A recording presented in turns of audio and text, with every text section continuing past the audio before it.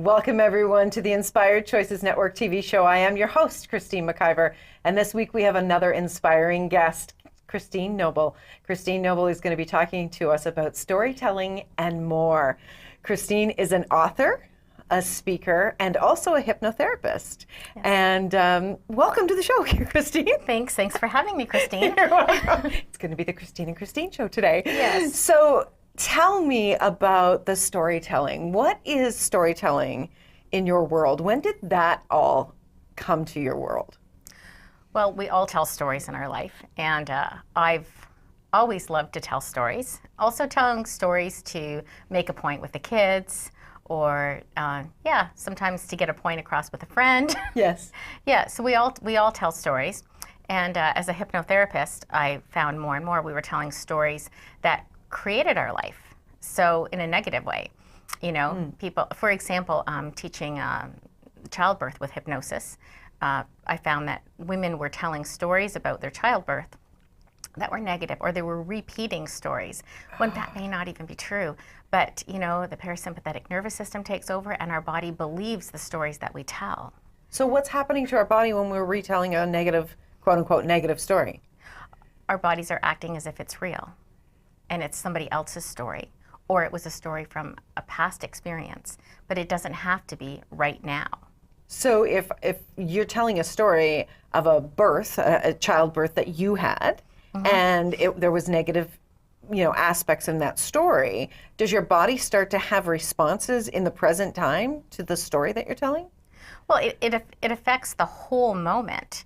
Whereas if you could so for myself, for example, I gave birth very young to 2 boys, and if I retell one of the stories about, the moment that I held him in my arms and I looked in his eyes and how I felt, I can feel that oxytocin flowing through my body even in this moment right now. Wow. I can feel my eyes glaze over, like that's an amazing moment. So to share that with another mom, not about some of the more the challenges or the less, things that are unpleasant. Yes. But telling those stories, and then it becomes a joyous moment. It doesn't become this trauma. Okay. It becomes a joyous moment. So when you reflect back, and the more you do it, the easier it becomes, And of course it's all true, but you're choosing what you're going to tell and share and what's going to be your story about your birth, for example, just with birth. But I see people, women, creating different stories, for instance, about a divorce, like how horrible it is. It's like, how much better do you feel now? After you tell the horrible part of it. Yeah, but let's say, what did you learn about yourself? How did you grow through that? What's like the best experience that you had? Like what is the good thing? So could you tell yourself that story? Could you share that story with someone? Because when we get together, as a group, we share stories. A good example, last night I sat around a table and everyone was sharing horror stories about flying and the different airlines, how horrible they are, and everyone had a story that would be worse than the last story told. And it was going on, and I'm like, listen, isn't it amazing that we can fly to other countries, that we can, even if it takes us another day, that we're in like this metal in the air moving. Like, if you think about that, that's really amazing. And all of our travel adventures, like what's your best travel adventure? When you landed, like what was the best experience that you've ever had landing? So what you're talking about is changing the lens. Yes. Where are we really focusing in? Okay, I like this. All right, so Christine, when did you start to become aware of this? Like how old were you when you started to see this happening? I had an aha moment when I was about 22. And it was a situation where someone said they were going to be right back, and they didn't come right back, and we had to go somewhere. And so I was really angry, and I would have had every right. I would have been entitled to yell, to be angry, but I don't know, something came over me, and I just thought, what if I change my behavior? What if I choose my reaction instead of just feel it? And so when that person came back, I said, I've missed you.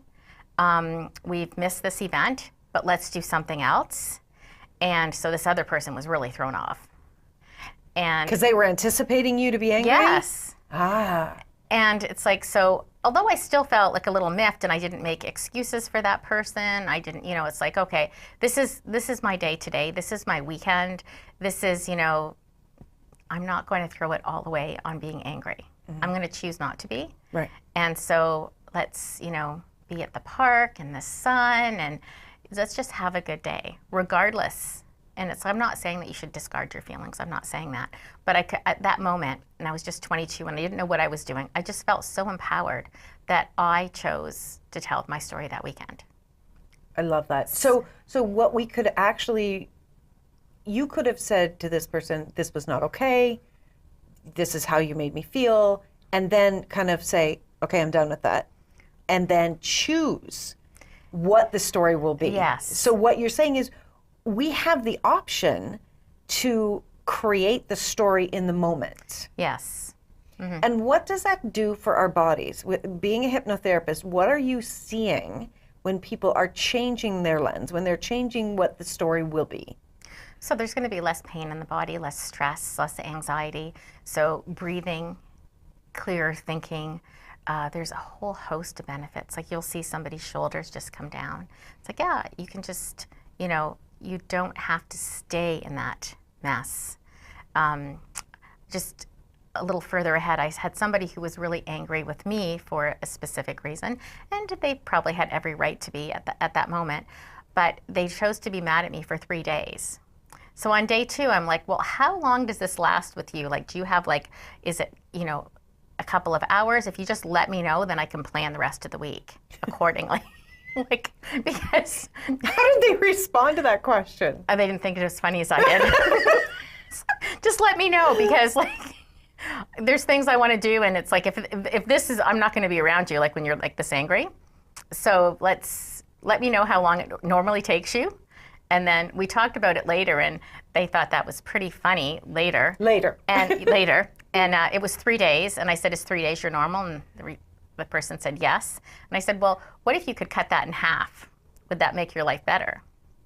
So just decide it's going to be a day and a half instead of 3 days. It's of course, my business is Inspired Choices. It's all about choices. Yes. And so what, I love this, that we really do have the choice around how much we're going to feed that anger and how we are going to learn something different and self-teach ourselves something different. So I know that you have a number of books that you've written and co-authored, and I'd love to talk more about that. But what I'm very curious about is, I know you've written a number of books for children. Yes. And they are called KikkyBoo books. KikkyBoo books. Yep. KikkyBoo. KikkyBoo books. Yes. That's awesome. And what drew you to write for children? Well, I was teaching English overseas in a wonderful little city, and a great crew, but I learned quickly that stories worked very well, repetitive stories. And I had 2 books that were repetitive stories, but I got so tired of teaching those 2 books. So I thought, I got to do my own story. And this story is going to have prepositions in it, and days of the week, and different emotions. And so I started telling that story, and I was using props. Like I was finding, little pine cones and sticks and the whiteboard, and I was just sort of making the story. And I thought, it would be so much easier if I took pictures of these things and put them in the slip covers and put them in a binder. Oh, that's a book. Oh, that's a book. I could do that. So now, just before that, so I had this idea of the book for that book. That first one was called Andrew, Where Are You? And then what happened next is I wrote a little song, and it's a little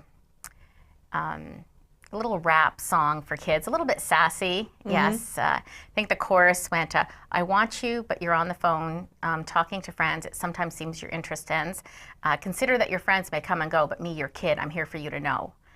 And that was the chorus. And right. So I told that to a friend of mine in Ontario, and she ended up giving it to her son, unbeknownst to me, who produced it in their basement, handed it back to me, fully created. Wonderful. And then I was using it, then 5 months later when I went back to Turkey, I was using this song, and we're singing it in the classroom from just writing it with no effort. And I'm like, well, if that can happen, like anything's possible. I can do I could write these books. If the kids love this song this much, then what I could do is my books, they could become books. And I can tell you, I wrote Andrew, Where Are You? About prepositions, because he hides. So they have to look behind, under, beside, in, up, down, and all around. And I also had this great idea that I'd love a real singer to sing part of this book with me. I had a singer-songwriter come to me, and we did a program. She started singing my book. We went to the recording studio we found in Turkey. We managed without English. And she sang as Janice Stanfield, a wonderful singer, songwriter, speaker.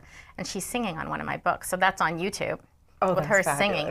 Again, I just had that idea that I would love to see it happen. And because it happened so naturally, I thought, again, because I'm telling my stories, oh, this could happen. This could happen that I use this book and it becomes a song. So Jana sang part of the song, because I have not yet fully developed my singing voices, which of course it exists, but I'm not there yet. You're not there yet. Yes. So yeah, and some of the other stories that I developed were a gift to my family. So the one book is called Terry Remembered, and great book. It separates the behavior from the child. So the message is, I don't always like what you do, but I always love you. Every day in every way you are learning and growing and being the best you can be. And then Terry Remembered, I am good. So the stories are all real from our family. Yes, he did give the hamster swimming lessons in the toilet. He did shoot my clothes on the clothesline from on top of the garage. Yes, he did color the walls with crayons. But that was the behavior, not him. And in the end, there's a situation as he grows where he's given an opportunity to participate in some behavior not very nice, and he says no because he remembers. I am good. He remembers. Oh, that's fabulous. Yeah, that's why it's called Terry Remembered. But my family, like my brothers, sister, parents, yeah, we're all in there. You're all in there. That's amazing. Yes. So you've written the children's books and the books for the family. Yeah. And have you written adult books as well? Well, I have co-created a book. The actual author is my writing partner, Trish Damore, and she was the actual writer on that book. But we co-created the plot, the characters, and so book one is out. It's called 5 Questions. It's on Amazon now. And there's questions asked and questions answered coming out as well. Oh, wonderful. So it'll be a series of 3? Yes. Fabulous. And I'm also doing a solo book right now too. I'm working on. So in 2020 it'll be out. It will be out. This is amazing. So what are you finding with adults about stories and where they're at with storytelling? Oh, geez. In my personal experience with people and their stories, when you talk to people, you can just ask them one question to tweak their stories a little bit. Because I find often they're going back and telling stories. Well, tell me a story, and it's like about their grandmother, and I'm like, well, when did that happen? Because they're like my age, like you're talking about your grandmother, and it's like, oh, 30 years ago. It's like, and you're still telling that story? So are you finding we're stuck? Yes. In our stories of the past? Yes, and I feel like when we're stuck with all these old stories, that we're not going to allow our creative process to flow, to move forward. Okay. So it's yeah, and for myself, I took 3 years off because I had a little hiatus, but I was not I was stuck on some stories. Just because I know all that I know doesn't mean that I do all that I say. You know, it's a process, right? We're all growing and learning and being the best we can be. That's right. Yes, absolutely. And yeah, so I find that I've come up with some processes for myself and through some books that I've read to get unstuck and to move forward with my creative processes and with my stories. That's wonderful. That's wonderful. So what are you creating now? You're creating your own book, and you're also a hypnotherapist. Yeah. So where can people find you to work with you, and what do you do with them when they find you? So St. Thomas Hypnotherapy and More is my business, my clinic in St. Thomas, Ontario. And I also work over Skype or phone as well. And I also, I'm still writing, of course, and producing, yes. But that's where I can be found, is in St. Thomas. Find me on Facebook. I'm really friendly to, yes. And you're on YouTube? Yes, I am on YouTube. As well? Yes, I have a YouTube channel. And do you have a website? Yes, KikkyBoo.com is my website for the children's books. Okay. And hypnotherapy, stthomashypnotherapy.com. Absolutely fabulous. Yes. That's great. So if you could write a story for adults, what would you write for us to learn? About taking the high road, even in a bad situation. So, for instance, the solo book I'm working on now, it sounds like it's a mess, but really, despite what happens, people make choices that are over and beyond what they feel. So they can acknowledge what they feel, but they'll still, the one character, for instance, Kate, looks at the situation and she'll make her decision based on what's best for everyone and also what's best for her, not just best for her and not everyone else. And she makes everybody face, there's no like, she's a hard ass, this Kate. There's no getting around her, but she'll say no, like, so this is what you chose, these are the consequences. For instance, somebody says, well, what do we tell people about this? Well, you'll tell them, and she's point blank, this is what happened. There's no lying the truth. This is what happened. This is where we are now. Okay. So like, she holds everyone to their She's stuff. the truth teller. But she's also kind and compassionate. But it's hard to see in the beginning. It's hard to see in the beginning. Yes. So yeah. So just showing people through my characters that they can grow when they have different choices. They're not stuck with the choices.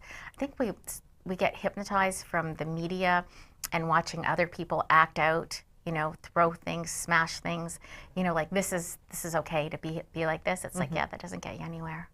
You know? Right. And I think what's important as well is that we really look at, hey, you have other choices you can make. Yes. And if you, like you said with that person that took 3 days yes. to process their anger, if that's actually not working for you, you could look at possibly choosing something else. Mm-hmm.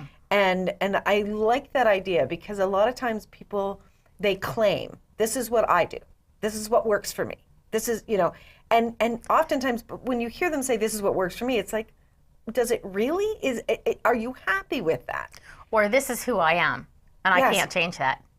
Yes. No, you can't if you say that. Like, right. Yeah, but what if you could? Right. Yeah. Yes, I mean, many, many years ago, I did the same thing. I had a very strong opinion and a temper. And I said, well, I'm Irish. That's what we are. That's what we do. Mm-hmm. And then I went, whoa, whoa, whoa, whoa, what am I doing? Mm-hmm. You know, I could really feel that. It's like, I have a choice in this situation. If I decide that I'd like something to change, I can make it change. Yes. I love these books. And so are all of the books that you're doing and will be doing, they'll all be available on Amazon? Well, KikkyBoo books are available through me. Okay. Unless you're in Fort McMurray, because I do have, that's my second home. I do have, they're in Kohl's there. Okay. And if they're ever not in the shelves, I know they have more in the back. And so in Ontario, I do ship them. And I have shipped them all over the world.